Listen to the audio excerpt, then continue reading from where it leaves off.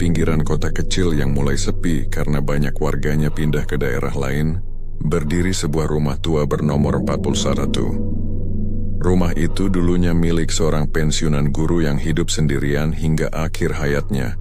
Setelah kematiannya, rumah itu sempat dibiarkan kosong selama beberapa tahun, sampai akhirnya seseorang datang dan memutuskan untuk tinggal di sana. Awalnya tak ada yang aneh.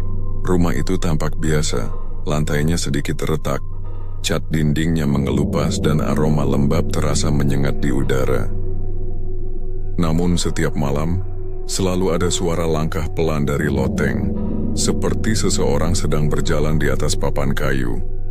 Awalnya dikira tikus, tapi suara itu terlalu berat untuk seekor hewan kecil. Suara itu selalu datang di jam yang sama, pukul 1:37 dini hari.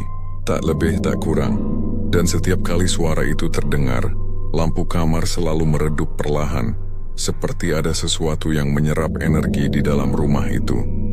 Beberapa kali penghuni rumah mencoba mencari sumbernya, tapi begitu naik ke loteng suara itu menghilang. Yang tersisa hanya aroma anyir bercampur debu, dan jejak kaki kecil di antara tumpukan barang tua. Jejak yang tampak basah, seolah baru saja diinjak oleh seseorang yang keluar dari air.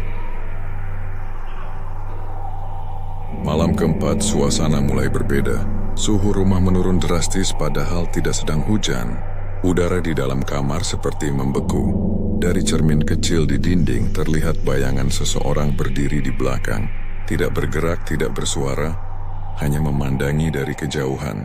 Tapi setiap kali kepala menoleh, bayangan itu lenyap.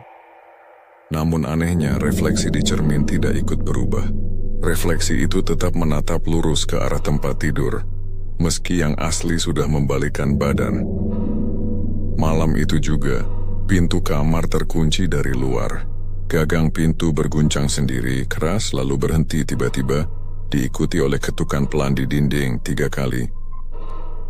Dan setelah ketukan ketiga, dari bawah pintu merembes cairan hitam pekat, seperti darah bercampur air. Baunya busuk dan semakin lama semakin banyak. Ketika lantai mulai basah, sesuatu bergerak dari bawah tempat tidur. Suara napas berat terdengar pelan, seperti seseorang yang mencoba menahan amarah.